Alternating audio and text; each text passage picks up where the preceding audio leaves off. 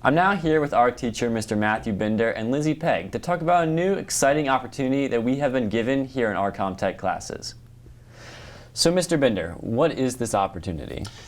Well, this opportunity is working with PBS and their student reporting labs. We already have an affiliation with the Student Television Network, which is our main area of competition. We have an affiliation with the National Academy of Television Arts and Sciences. Those are the people that do the high school production awards. But this is an actual professional news organization. PBS has a nightly national news show called the PBS News Hour. And as part of News Hour, they find it's important at PBS to get teen voices as part of their newscast. So the Student Reporting Labs is a way to connect their national program with high schools across the country that have strong journalism programs. So what all can students do for this program? There's lots of opportunities with PBS and the SRL. There's a couple of formal opportunities and then a more informal opportunity. Informally, any work that's produced by any of the students in any of our classes, we can submit to PBS and have them consider to either air it on their national news or to put it up on their social media. There's also directives that come from PBS as well.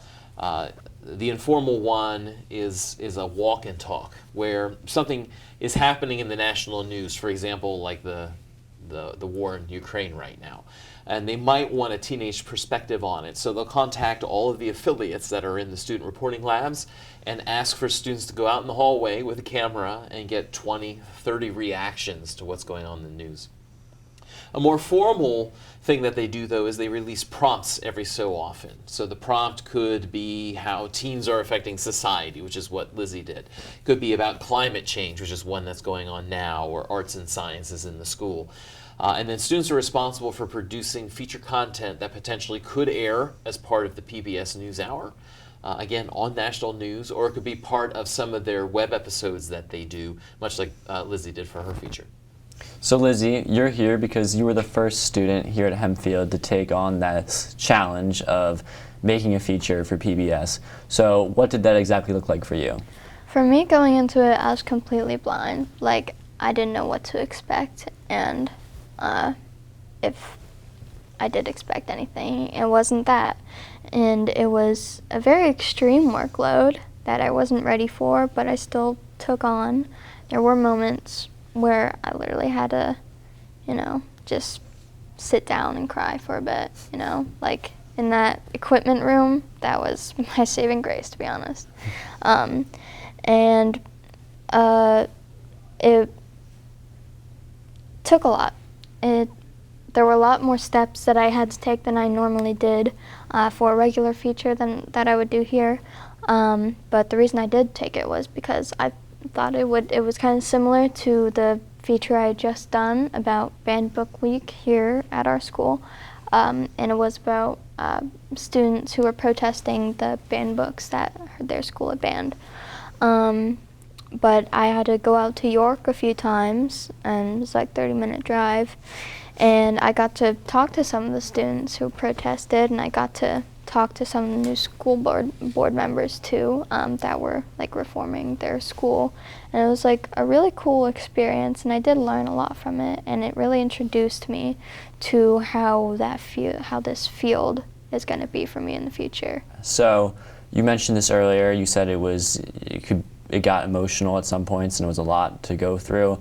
Were there points that you ever felt almost like you shouldn't be making this big feature for national television? Because that's a big deal. Definitely. Imposter syndrome was a huge thing for me, especially towards the end, and when it did finally air, I felt like I didn't deserve that credit because it was an idea presented to me that I just took on, and I just did the interviews, and I did a few stand-ups, and I put it all together, and I just still couldn't process how that was all me and how I deserved that. And it was hard to have those thoughts because, as much as I wanted to be proud of myself for it, it was hard for me to be because I felt like I barely did anything. So this is a question for both of you. How does the communication between us and PBS work? Basically, most of the communication was between Lizzie and our student advisor, Marie Cusick. She was a former reporter at WITF. Now she works exclusively with PBS. So she's the one that communicates with me as far as the topics that are out there. She mentioned this topic about teens, changing their school environment. And then I put it out to the students, and then I'm looking basically for student volunteers. Nothing with PBS is mandatory to do as part of the curriculum. This is all just from student volunteers. And I was really thrilled when Lizzie took on that challenge of doing that news story. And then I guess Lizzie can speak a little bit with how she would communicate with Marie. Yeah, it was definitely a lot of back and forth texting, and it's just everything. I had to talk to Marie, and then Marie was like constantly texting me about like all these things I had to do, and like at first I was like kind of shocked at how many things she was asking me to do, but like I still got it done, and like towards the end it was unsurprising, and I just took it all and did what she asked me to do. Yeah, we talk a lot in Hempfield, especially in this class. The motto that I like to use is we don't play journalism, we do journalism. Because we do. We're doing everything a journalist does for this class, for Hempfield Happenings. We have to make sure it hits broadcast standards. For national television, it's the same exact thing, it's just a little bit more intense. And so, what Lizzie did to create something for national TV is what journalists who have been in the business for 30 years are doing. She's doing the exact same thing that they are as a sophomore at Hempfield. And anything that we can provide to the students at Hempfield to give them a glimpse as to what that's like, I think if it benefits the students, it's valuable doing it. Thank you so much for joining us today. Lizzie, you did a phenomenal job on the feature, so we're actually going to take a look at it right now.